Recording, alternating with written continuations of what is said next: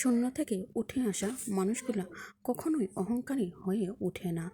আসসালামু আলাইকুম, সবাই কেমন আছেন? আশা করি সবাই ভালো আছেন।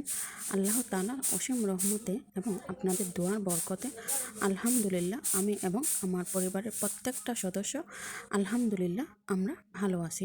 আসলে শূন্য থেকে যারা উঠে আসে, যারা শূন্য থেকে উঠে আসে এবং কি যারা পরিশ্রমিক এবং পরিশ্রম করতে ভালোবাসে, তারা কখনো অহংকারী হয়ে ওঠে না।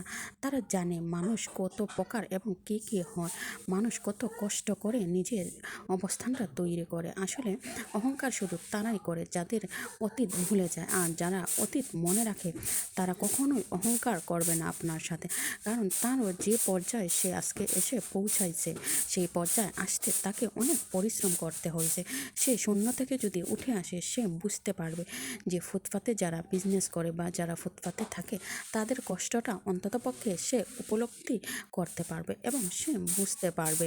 আর যদি হঠাৎ করে কেউ চোখ বদলিয়ে ফেলে এবং হঠাৎ করে কারোর আচরণ চেঞ্জ হয়ে যায়, তাহলে বুঝে নেবেন সে তার অতীত ভুলে গেছে। যে তার অতীত ভুলে যেতে পারে তার কাছে সব কিছুই সম্ভব হয়ে ওঠে। আর যারা অতীত মনে রাখে যে আমিও হয়তোবা একদিন গরিব ছিলাম, আমিও শূন্য থেকে উঠে আসছি, সে কখনোই মানুষের সাথে খারাপ ব্যবহার করবে না। সে সবসময় আপনার সাথে ভালো ব্যবহার করার চেষ্টা করবে। সে তার সাথে খারাপ ব্যবহার করবে যারা তার অতীত সম্পূর্ণভাবে ভুলে যেতে পারে। আসলে অতীত ভুলে কখনোই সে মানুষ হতে পারে না এবং তার বাবা দাদা কেমন ছিল সেটাই হচ্ছে তার অতীত। যারা অতীত মনে রাখে তারা আরও অনেক বড় হতে পারে। আর যারা অতীত ভুলে গিয়ে অহংকারী হয়ে যায়, আপনি মনে করবেন এখান থেকে সে ছিটকে পড়তে বেশি সময় লাগবে না। তাই নিজে কখনো কারোর সাথে অহংকার করবে না। আপনার অতীত যেমনই থাকুক না কেন, আপনি বর্তমানে আপনি যা আছেন সেটাকেই আপনি সম্মান করবেন এবং কেউ যদি আপনার কাছে আসে, আপনার সাধ্য অনুযায়ী আপনি তাকে সম্মান করার চেষ্টা করবেন। আসলে মানুষকে অনেক সময় অনেক কিছু দিয়ে খুশি করা যায় না, আবার কাউকে ছোট্ট কিছু একটা দিয়ে তাকে খুশি করা যায়। আসলে মানুষ বড়ই বিচিত্র। তো মানুষ বুঝে এবং মানুষ জেনে মানুষের সাথে মিশতে হয় এবং চলতে হয়। আমি কখনো এটা মনে করি না যে কেউ বেশি দামি বা কম দামি কোনো কিছু দিলেই যে ভালো হয়। আমি এটাই মনে করি যে আমাকে যা কিছুই দেখ না কেন, ছোটোই যদি হয় সেটা তো সে আমাকে ভালোবেসে দিয়েছে। আর ভালোবাসার মূল্য শুধু ভালোবাসা দিয়ে দেয়া যায়, টাকা দিয়ে কখনোই ভালোবাসার মূল্য দেয়া যায় না, বা ভালোবাসা কখনো টাকার কাছে বিক্রি হয় না।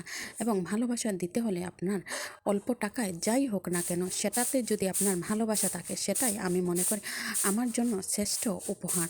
যে দামি উপহার বা কম দামি উপহার, টাকাটা সেখানে ডিপেন্ড করে না। ডিপেন্ড করে শুধু আপনার মন মানসিকতা কেমন এবং আপনি অন্যকে কীরকম চোখে দেখেন।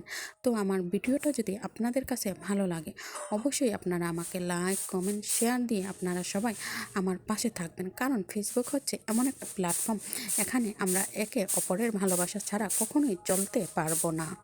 যেমন করে আপনার ভালোবাসা আমার প্রয়োজন আছে, সেই রকম করে আমার ভালোবাসাও সমানভাবে আপনার প্রয়োজন আছে। তাই আসুন আমরা একে অপরকে সাপোর্ট করব, একে অপরকে ভালোবাসা দেব। ফেসবুক হচ্ছে এমন একটা প্ল্যাটফর্ম, এখানে কেউ কারোর ভালোবাসা ছাড়া কখনোই আমরা চলতে পারবো না।